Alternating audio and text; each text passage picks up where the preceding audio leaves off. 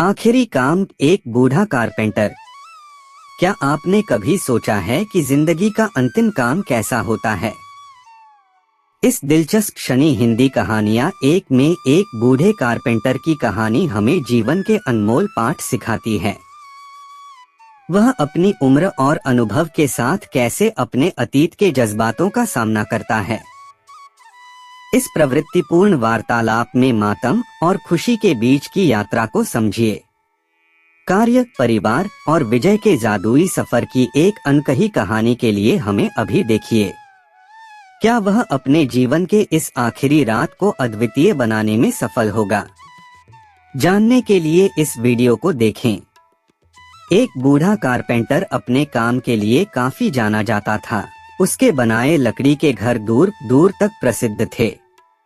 पर अब बूढ़ा हो जाने के कारण उसने सोचा कि बाकी की जिंदगी आराम से गुजारी जाए और वह अगले दिन सुबह सुबह अपने मालिक के पास पहुंचा और बोला, ठेकेदार साहब, मैंने बरसों आपकी सेवा की है, पर अब मैं बाकी का समय आराम से पूजा पाठ में बिताना चाहता हूँ। कृपया मुझे काम छोड़ने की अनुमति दें।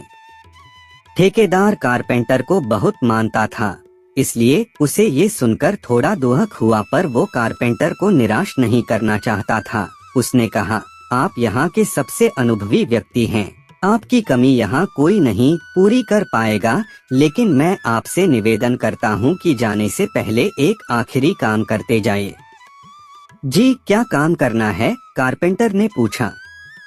मैं चाहता हूँ कि आप जाते जाते हमारे लिए एक और लकड़ी का घर तैयार कर दीजिए। ठेकेदार घर बनाने के लिए जरूरी पैसे देते हुए बोला। कारपेंटर इस काम के लिए तैयार हो गया। उसने अगले दिन से ही घर बनाना शुरू कर दिया, पर ये जानकर कि ये उसका आखिरी काम है और इसके बाद उसे और कुछ नहीं करना होगा, वो थोड़ा ढीला पड़ गया।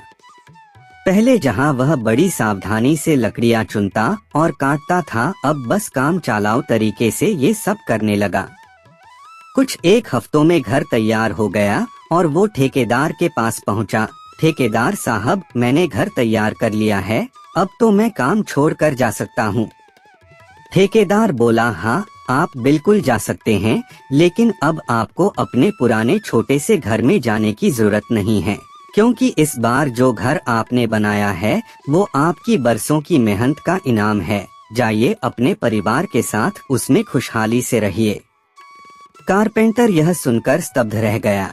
वह मन ही मन सोचने लगा, कहा, मैंने दूसरों के लिए एक से बढ़कर एक घर बनाए और अपने घर को ही इतने घटिया तरीके से बना बैठा। काश मैंने ये घर भी बाकी घरों की तरह ही बनाया होता। फ्रेंड्स, कब आपका कौन सा काम किस तरह आपको अफेक्ट कर सकता है, ये बताना मुश्किल है। ये भी समझने की जरूरत है कि हमारा काम हमारी पहचान बना भी सकता है और बिगाड़ भी सकता है। इसलिए हमारी कोशिश होनी चाहिए कि हम हर एक काम अपनी बेस्ट ऑफ एबिलिटीज के साथ करें, फिर चाहे वो हमारा आखिरी काम ही क्यों न हो।